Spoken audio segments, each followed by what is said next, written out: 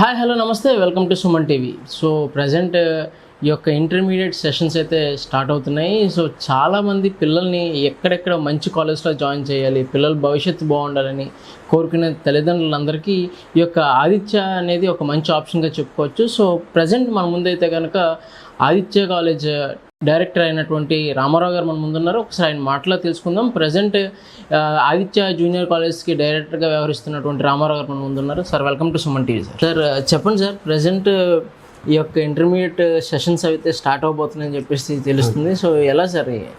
ఈ సంవత్సరం నుంచి ఇంటర్లో వచ్చిన కొత్త విధానాల ప్రకారం 1వ తారీఖు నుంచి ఏప్రిల్ 1 నుంచి ఇంటర్మీడియట్ ఫస్ట్ ఇయర్ని కూడా మనం నోటిఫికేషన్స్ ఇచ్చుకుని అడ్మిషన్స్ ప్రాసెస్ని స్టార్ట్ చేస్తూ 7th నుంచి క్లాసెస్ స్టార్ట్ చేయొచ్చు. ఏప్రిల్ 7వ తారీఖు నుంచి క్లాసెస్ కూడా స్టార్ట్ చేయొచ్చు. ఇంతకుముందు అయితే ఇది ఏప్రిల్ 15 నుంచి ఎప్పుడో ఇచ్చి జూన్లో క్లాసెస్ ప్రారంభం అవడానికి ఇచ్చేవారండి. అవును సార్, ఇంటర్మీడియట్ బోర్డు వాళ్ళు. అవును. ఇప్పుడు అదే ఈ సంవత్సరం వచ్చిన కొత్త వీటి ప్రకారం ముందుగానే ఏప్రిల్ 7 నుంచే క్లాసులు ప్రారంభించుకోవచ్చని నోటిఫికేషన్ వచ్చిందండి. మనం కూడా దానికి అనుగుణంగానే ఈ బ్రిడ్జ్ కోర్స్ అని లేకపోతే ఫండమెంటల్స్ వీటన్నిటిని స్టార్ట్ చేస్తూ 7వ తారీఖు నుంచి అంటే ఆల్మోస్ట్ ఏప్రిల్ 7 నుంచి మన వైజాగ్ మారికవలసలో కానీ శ్రీకాకుళం మన దగ్గర డే జంక్షన్లో మన బ్రాంచ్ ఉంది. అది అలాగే విజయనగరంలో మనం కొత్తగా ప్రారంభించామండి మొన్నే 4th. Okay sir. దానిలో అంటే ఇంకా కొత్తది కదండి, కొంత మనకి లాజిస్టిక్స్ ఇవన్నీ ఇష్యూస్ కొంచెం ఇంకా లాస్ట్లో ఉన్నాయి. అవన్నీ రెడీ పెట్టుకుంటున్నాం కాబట్టి 11వ తారీఖు నుంచి దాన్ని కూడా క్లాసెస్ని ప్రారంభిస్తున్నామండి. సో 7వ తారీఖు నుంచి మన మారికవలస అండ్ శ్రీకాకుళం, అలాగే 11 నుంచి విజయనగరం, అలాగే మన గర్ల్స్ క్యాంపస్ ఒకటి ఈ సంవత్సరం నుంచి మనం కొత్తగా ఎక్స్క్లూజివ్ గర్ల్స్ క్యాంపస్ స్టార్ట్ చేయడం జరుగుతూ ఉందండి. ఇది మన అనిట్స్ కాలేజ్ ఉంది కదండి, సంగివలస, తగరపల్లి చిట్టివలస సంగివలస అంటాం కదా, సంగివలస అనిట్స్ కాలేజ్ దగ్గరలో అండి ఎక్స్క్లూజివ్ గర్ల్స్ హాస్టల్ అండి. దీన్ని కూడా మనం ప్రారంభిస్తాం. సో గత 41 సంవత్సరాలుగా ఆదిత్య విద్యా సంస్థలు అందిస్తున్నటువంటి సేవలు చాలా విస్తృతంగా ఉన్నాయని చెప్పుకోవచ్చు. ఎందుకంటే ఎంతోమంది పిల్లల్ని భవిష్యత్తును తీర్చిదిద్దినటువంటి ఆదిత్య కాలేజ్ ఈరోజు ఈ యొక్క ప్రజెంట్ ఉన్నటువంటి కార్పొరేట్ సంస్థలతో కాకుండా ఇది ఒక డిఫరెంట్ స్టైల్లో అయితే కనుక ఆదిత్య సంస్థ ముందుకెళ్తుందని చెప్పుకోవచ్చు. సో ఇందులో ఎటువంటి సందేహం లేదు. సో కాకపోతే అసలు ప్రజెంట్ బ్రాంచెస్ ఎక్కడున్నాయి అండ్ అలానే అడ్మిషన్స్ ఎప్పటి నుంచి ఓపెన్ అవుతాయి అండ్ అలానే ఇంకా ఎన్నో వివరాలు తెలుసుకోవాలని నాకైతే ఉంది. ఒకసారి సార్ మాటలను తెలుసుకుందాం. సార్ చెప్పండి సార్, ప్రజెంట్ విశాఖపట్నంలో మన ఏదైతే భీమిలి నియోజకవర్గం ఉందో మధురవాడకు సంబంధించి ఎటువంటి బ్రాంచెస్ ఉన్నాయి అండ్ కొత్త బ్రాంచెస్ ఎక్కడ ఓపెన్ అవుతున్నాయి? ఇప్పుడు మనది ఆల్రెడీ ఎగ్జిస్టెడ్ అంటే గత 3 సంవత్సరాల క్రితం పెట్టామండి. 2021-22 సంవత్సరంలో మారికవలస అండి, మన హైవే పక్కనే ఉంటుంది మారికవలస. 3 acres అండి, 3 acres ఆఫ్ సువిశాలమైన ప్రాంగణం అండి. అలాగే చాలా క్లాస్ రూమ్స్ అవి కూడా అసలు మీరు ఇప్పుడు పోలిస్తే అంటే ఇప్పుడు ప్రస్తుతం ఉన్న లోకల్ మిగతా కాలేజీతో పోల్చినప్పుడు ఒక కాలేజ్ అట్మాస్ఫియర్ అంటే ఎలా ఉండాలి, ఎలా ఉంటే పిల్లలకి ఆ అట్మాస్ఫియర్ని ఎంజాయ్ చేసే ఇది ఉంటుందో అది మన దగ్గర ఉంది. Okay sir. 3 ఎకరాల స్థలంలో ఆల్మోస్ట్ 1 ఎకర్లో బిల్డింగ్ అనేది కట్టడం జరిగింది. మిగతా ఫ్రంట్ 1 ఎకర్, బ్యాక్ 1 ఎకర్ మనం చాలా చక్కగా గ్రౌండ్స్ కోసం అంటే అబ్బాయిలు ఆడుకోవడానికి ఒకవైపు, అమ్మాయిలు ఆడుకోవడానికి ఒకవైపు దీన్ని పెట్టడం జరిగిందండి. ఇది మారికవలసలో ఉన్నది boys hostel and co education for day scholars అండి. Okay sir. Marikavalasa. Okay sir. ఇప్పుడు అవసరాలను దృష్టిలో పెట్టుకుని అంటే ఫర్దర్ ఫ్యూచర్ అవసరాలను దృష్టిలో పెట్టుకుంటా మనం ఇప్పుడు సంగివలస అంటే ఇప్పుడు చెప్పుకున్నాను కదండి, సంగివలస అనిట్స్ కాలేజ్ దగ్గరలో ఎక్స్క్లూజివ్ గర్ల్స్ హాస్టల్ ప్రారంభించాం. Okay sir. Exclusive girls hostel cum day scholar గర్ల్సే only girls, but specifically exclusive girls hostel Sangivalasa. Okay sir. So అక్కడ కానీ ఇక్కడ కానీ ఎంపీసీ, బైపీసీ, ఎంఈసీ 3 గ్రూపులకి మనకి పర్మిషన్స్ ఉన్నాయండి. వాటిని మనం నడుపుకుంటాం. Okay sir. అక్కడ కానీ ఇక్కడ కానీ అది గర్ల్స్ హాస్టల్ నడుపుతాం. Okay sir. ఏదండి సంగివలస. ఓకే.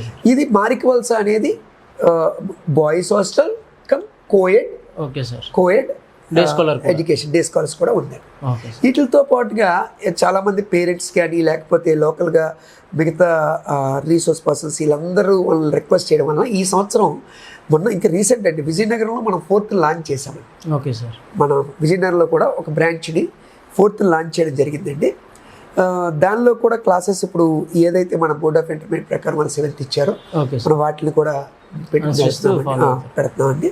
ఇక్కడ ఆల్రెడీ మన మారికోల్స్లో అయితే క్లాసెస్ ఆల్రెడీ స్టార్ట్ అయ్యాయి. 7th రోజు Okay, స్టార్ట్ అయ్యాయి. సార్ కంపారిటివ్లీ ఒక కాలేజ్ మేనేజ్మెంట్, ఒక విద్యా సంస్థల మేనేజ్మెంట్ అనేది ఎప్పుడైనా సరే ఒక పేరెంట్ ఒక ప్రామిస్ తీసుకుంటారు. సో ఎటువంటి ప్రామిస్ మీరు ఇవ్వగలరు పేరెంట్స్కి?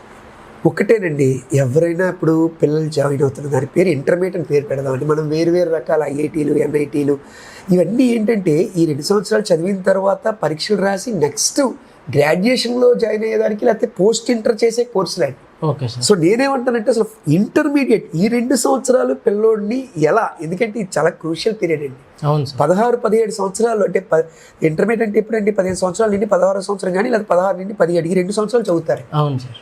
చాలా మంది. మ్యాక్సిమం వేరే కొన్ని కేసెస్ ఉంటాయి తక్కువ ఎక్కువ, అది వేరు, కానీ మ్యాక్సిమం 99% చదువుతారు. ఈ టైం అనేది మానసిక వికాసము ఇంపార్టెంట్, శారీరక వికాసం ఇంపార్టెంట్. Okay sir. ఇప్పుడు ఒక మనిషి యొక్క, ఒక వ్యక్తి యొక్క జీవిత దశలను కానీ మనం తీసుకున్నప్పుడు హ్యూమన్లో ఈ 16, 17, 18 అనేది చాలా క్రూషియల్ పీరియడ్. ఈ మజిల్స్ డెవలప్మెంట్లో కానీ ఇవంతా అంటే రకరకాలండి. అంటే చెప్పాను కదా, మానసిక శారీర రెండు కూడా బాగా అంటే డెవలప్ చెందాల్సిన సమయం అండి. ఈ సమయంలో మనం పిల్లోడి యొక్క దీన్ని మనం ఇరుకుగా చేసేస్తే నేరో చేయకూడదండి. అదే జరుగుతుంది కదండి. మీరు టౌన్స్లో ఇంకో దగ్గర కాలేజీలు పెడితే ఆటోమేటికలీ మీకు తెలియకుండా ఆ సిచ్యువేషన్ అలాగే ఉంటుంది. ఇప్పుడు మీరు నమ్మరండి, మేము ఎక్కడ కాలేజ్ తీసుకుంటాం మన ఆదిత్యలో ఖచ్చితంగా పక్కనే ఒక గ్రౌండ్ ఉండేట్లు చూసుకుంటాం. ఇప్పుడు మీకు చెప్పాను నేను, మనం సంగివల్స్లో పెడుతున్నాం. ఆ బిల్డింగ్ అది ఒక 30,000 స్క్వేర్ ఫీట్స్ అండి. దానికి పక్కన ఖచ్చితంగా గ్రౌండ్ ఉన్నట్టు చూసుకున్నాం. హాస్టల్కి ఒక 1/4 ఎకరా దాటండి ground. 12,000 plus SFT. Physical activity అనేది ఇప్పుడు చాలా ఇంపార్టెంట్ సార్. ఇప్పుడు చూస్తుంటే హెల్త్ ఇష్యూస్ కూడా వయసుతో సంబంధం లేకుండా ఉన్నాయి. సో డెఫినెట్లీ ఈ యొక్క ఫిజికల్ యాక్టివిటీస్ అయితే కావాలి సార్. అందులో కాకుండా ఎడ్యుకేషన్ పరంగా పేరెంట్స్కి ఇచ్చే ప్రామిస్, ఫర్ ఎగ్జాంపుల్ ఒక యావరేజ్ స్టూడెంట్ ఉంటారు సార్. యావరేజ్ స్టూడెంట్ని తన పిల్లలు ఎప్పుడైనా ఒక పేరెంట్స్ మంచి కాలేజ్లో ఎందుకు జాయిన్ చేస్తారంటే ఆ స్కిల్స్ని ఒక 60% ఉన్నదాన్ని ఒక 80%కి ఆ విధంగా మార్చడంలో ఈ యొక్క ఆదిత్య యొక్క ప్రోగ్రామ్ ఎలా ఉంటుంది సార్? సార్ ఇది వెరీ సింపుల్ అండి. ఎప్పుడైనా కూడా ఒక పిల్లోడు అవ్వచ్చు, లేకపోతే ఏదైనా ఒక పర్సన్ అవ్వచ్చు. Okay sir. వాళ్ళ టోటల్ ఎబిలిటీస్ని, వాళ్ళ స్కిల్స్ని ఎగ్జిబిట్ చేయాలన్నా, ఎక్స్ప్లోర్ చేయాలన్నా మెయిన్ అక్కడ చుట్టుపక్కల ఉండే వాతావరణం అనేది ఇంపార్టెంట్. Okay sir.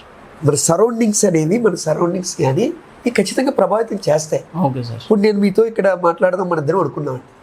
ఇప్పుడు ఇదంతా ఎందుకండి ఈ సెట్ ఇది పెట్టుకున్నాం, ఇలా ఎందుకు పెట్టుకున్నాం? అట్మాస్ఫియర్ దానివల్లనే కదా మనం ఏం మాట్లాడినా మన మైండ్ చురుగ్గా పనిచేయగలుగుతుంది. అది చూడగానే ఒక ఫ్లేవర్ మన మైండ్కి టచ్ అయినప్పుడు ఆటోమేటిక్గా మనలోని విషయాలు అనేవి ఎక్స్ప్లోర్ బాగా అవుతాయని చేసుకోగలుగుతాం. ఇప్పుడు అలాగే పిల్లలకు కూడా ఏంటంటే క్లాస్ రూమ్, విశాలమైన తరగతి గదులు ఉండడం, ఈ మధ్యలో చిన్న బ్రేక్స్ ఇచ్చి, అలాగే ప్రతిరోజు 20 to 30 minutes వాళ్ళ ఫిజికల్ యాక్టివిటీ ఏమైనా గ్రౌండ్స్లో చేయడం వల్ల స్పీడ్గా రెజనరేట్ అవుతారు. వాళ్ళ మైండ్ కూడా బాగా వర్కౌట్ అవుతుంది.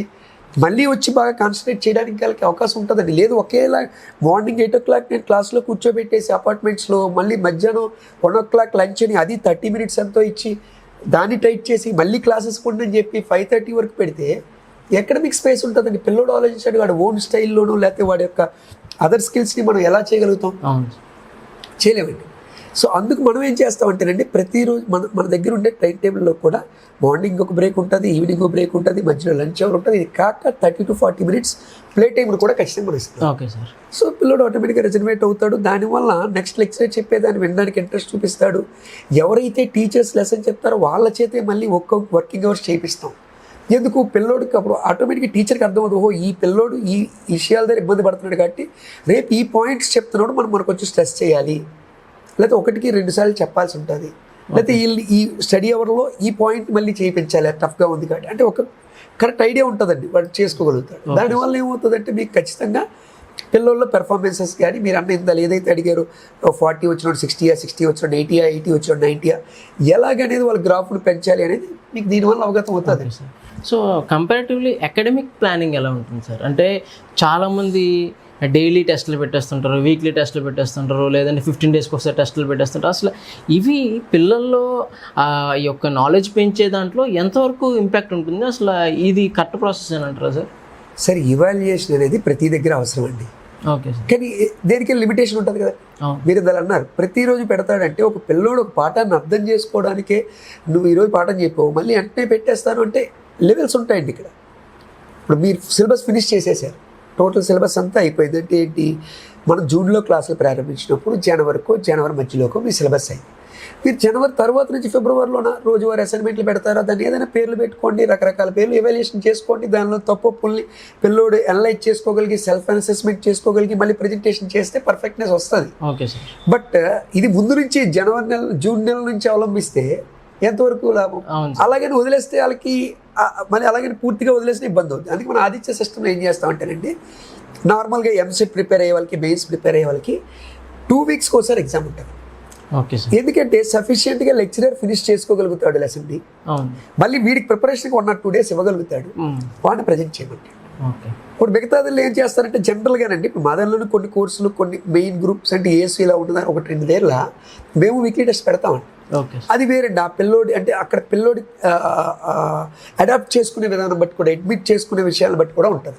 ఇప్పుడు మనం ఎప్పుడైనా ఒక క్లాస్ తీసుకున్నప్పుడు ఒక 50 మందిని తీసుకుంటే 80% పిల్లలు యావరేజ్ ఉంటారు. ఒక 10%లో 5% ఎక్స్ట్రాడినరీ ఉంటారు, ఆ 5% అబోవ్ యావరేజ్ ఉంటారు. మనం 40 కోసం ఆలోచించాలా, 10 కోసం ఆలోచించాలి? 40 కోసం ఆలోచిస్తారు కదా. మరి ఇక్కడ ఏమవుతుంది, అందువల్ల మనం ఏం చేస్తామంటే 15 రోజులకు ఒకసారి పరీక్ష పెట్టి, దాని తర్వాత పరీక్ష అవ్వగానే మళ్ళీ పేపర్ని, దాన్ని ఎర్రర్ లిస్ట్ అంటామండి, అలాగే పేపర్ని అనలైజేషన్ అండి. ఏదైతే పేపర్ పెడతారో లెక్చరర్ వెళ్ళి ఆ పేపర్ని మొత్తం ఒకసారి డిస్కస్ చేస్తారు, పేపర్ డిస్కషన్ అంటాం. అలాగే ఎర్రర్ లిస్ట్ అండి, పిల్లోడు చేసిన తప్పులు ఇస్తాం కాబట్టి దాన్ని మళ్ళీ వాడు సవరించుకుని మళ్ళీ నెక్స్ట్ డేకో ఒక టైం, స్టిపులేటెడ్ టైం ఉంటుందండి, ఆ టైంలో వాడు మళ్ళీ వచ్చి టీచర్ ప్రజెంట్ చేస్తాడు. దానివల్ల సెల్ఫ్ అసెస్మెంట్ అవుతుంది. లెక్చరర్ అనేవాడు వీటిని ఎక్కడెక్కడ వెనకబడుతున్నాడు అనాలిసిస్ చేసుకోవడం అవుతుంది. ఈ రెండింటినీ మనం ఎవ్రీ మంత్ మన దగ్గర పేరెంట్ టీచర్ మీటింగ్ ఉంటుంది. పేరెంట్తో కూడా ఇగోటండి, మీ అబ్బాయి ఈ విషయాలు బాగా చేస్తున్నాడు, ఈ విషయాలు ఇంకా ప్రాక్టీస్ చేయాల్సిన అవసరం ఉంది, లేకపోతే ఈ విషయాల మీద ఎక్కువసేపు టైం కేటాయించాల్సిన అవసరం ఉంది అని మనం పేరెంట్ కూడా చెప్తాం. స్టూడెంట్, పేరెంట్, టీచర్ ఆల్వేస్ దాన్ని లైవ్లో ఉంచుతాం.